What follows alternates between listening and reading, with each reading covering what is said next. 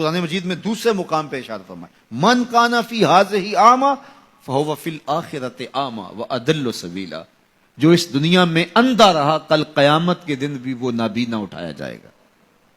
دنیا میں اندھا رہنے سے کیا مراد ہے؟ اس نے اپنے مقصد زندگی کو ہی نہ سمجھا۔ 60 سال کی، 70 سال کی، 50 سال کی زندگی عطا کی گئی تھی۔ یہ زندگی کیوں عطا کی گئی ہے؟ وہ منصوبہ بندی اس دنیا کی زندگی کے لیے تو کرتا رہا، سویر سے شام تک، شام سے سویر تک لگا رہا جی میں اپنا مستقبل ٹھیک کر رہا ہوں۔ 18 19 20 سال تک اس نے پڑھا، دن رات محنت کی، پھر اس کے بعد ڈپلومے کیے، اس کے بعد اس نے ہنر سیکھا، پھر کاروبار میں آیا، دن رات ایک کر دیا، خوشیاں چھوڑیں، شادیاں چھوڑیں، دوست چھوڑے کہ بس میں اپنا مستقبل بنانا ہے۔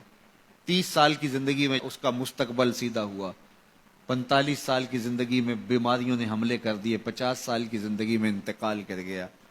15 سال کا مستقبل تھا اس کا، جس کے لیے اس نے جو ہے وہ 35 سال 40 سال صرف کیے۔ یہ تھا اس کا ٹوٹل مستقبل۔ کسی کا 20 سال کا مستقبل ہوگا، کسی کا 30 سال کا ہوگا، لیکن وہ مستقبل کو بھول گیا جس کا ایک دن 50,000 سال کا ہے۔ 50 سال کا نہیں، 50 سال کا نہیں، قرآن بتاتا ہے 50,000 سال کا ایک دن، پھر نہ ختم ہونے والی زندگی۔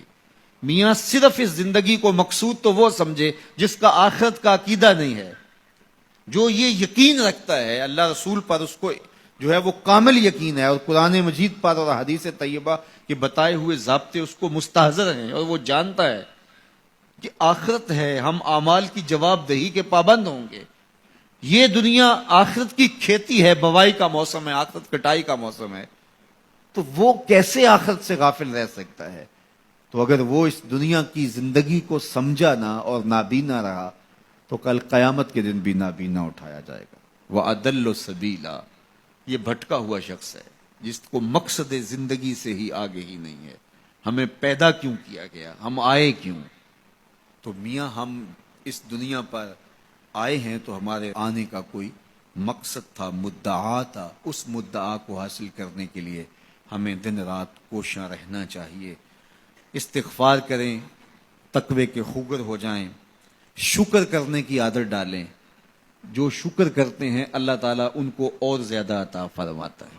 اس طرح دوسروں کی پریشانیاں دور کریں، اللہ آپ کی پریشانیاں دور کرے گا۔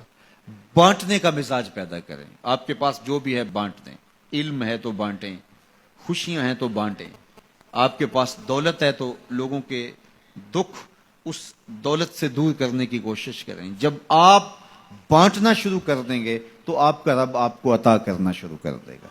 جو آپ نے دیا ہے، جو بانٹا ہے، وہ بھی آپ کا نہیں تھا، وہ بھی تمہارے رب نے تمہیں دیا تھا، لیکن اس کے بدلے میں جو عطا کرے گا، اللہ اکبر۔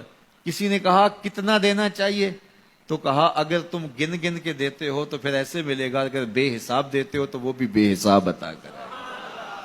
وہ کسی زمانے کے اندر کنووں سے زمینوں کو سیراب کیا کرتے تھے، کنویں سے پانی نکال کر کے سیرابی ہوتی تھی۔ بعد میں یہ ٹیوب ویل آ گئے تو میرے بزرگ فرمایا کرتے تھے کہ کنویں جا کے دیکھو، ان کا پانی بہت نیچے چلا گیا اور بہت گدلا ہو گیا۔ ان کا پانی تو شفاف تھا اور وافر اور فراواں تھا، اب گدلا ہو گیا اور بہت نیچے چلا گیا۔ تو فرمایا کرتے تھے کہ جب یہ کنویں اپنا فیض باہر دیتے تھے، نیچے سے چشمے پھوٹتے تھے، سوتے پھوٹتے تھے، اور اللہ ان کو عطا کرتا تھا۔ جب انہوں نے باہر دینا چھوڑ دیا تو اللہ نے بھی ان کو عطا کرنا چھوڑ دیا۔ اس لیے تم اگر دیتے رہو گے تو سوتے پھوٹتے رہیں گے، کبھی ختم نہیں ہوگا۔ اس لیے اللہ کی راہ میں بانٹنے کا مزاج پیدا کرو جو آپ کے پاس ہے۔ اللہ اکبر۔ میرے حضور نے تو فرمایا کہ تم راستے سے گزرتے ہوئے کوئی چیز جو راستے میں رکاوٹ بن رہی ہو، اس کو راستے سے ہٹا دو تو یہ بھی صدقہ ہے، اور کچھ نہیں کر سکتے۔ کسی کو ہنس کے مل پڑو، مسکرا کے کسی سے بات کر لو تو فرمایا یہ بھی تمہارا صدقہ لکھا جائے گا۔ یہ نیکی بھی چھوٹی نہ سمجھنا، یہ بھی بہت بڑی نیکی ہے۔ تو جو آپ کے پاس ہے وہ بانٹو تو انشاءاللہ آپ کو اللہ اور عطا کرے گا، اور زندگی کے اندر ایک تمانیت کا نور اور ایک اجالا پیدا ہوگا۔ اللہ جل شانہ ہم سب کو